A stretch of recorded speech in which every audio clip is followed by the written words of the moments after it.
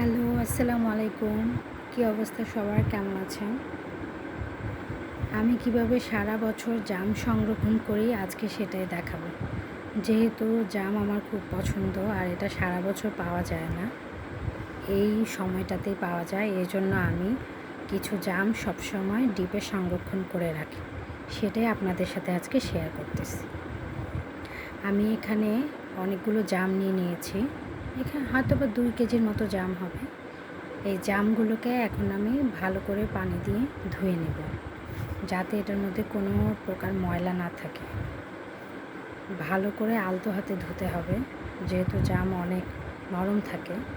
সেক্ষেত্রে আমি অল্প অল্প করে এগুলোকে ধুয়ে নিতেছি, ধুয়ে একটা ঝুড়িতে রেখে নিচ্ছি।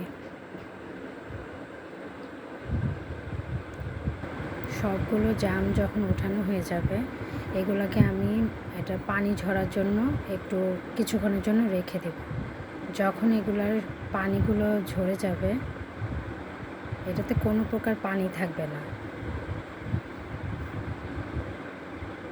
এমনভাবে এগুলোকে একটু শুকাতে হবে যাতে এগুলোতে কোনো প্রকার পানি না থাকে। পানিটা ঝরার পরে আমি এগুলোকে পলিথিন ব্যাগে করে রেখে দেব। এই যে আমি পলিথিন ব্যাগে করে রেখে দিয়েছি।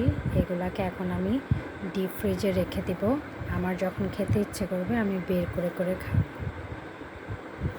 চলেন তাহলে এগুলাকে ডিপ ফ্রিজে রেখে দিই। এভাবে করে রাখলে এই জাম দিয়ে জুস কিংবা ভর্তা দুটোই কিন্তু খাওয়া যায়। আপনারাও চাইলে এভাবে করে রেখে দেখতে পারেন। আমি তো এভাবে করে সারা বছর রেখে দিই।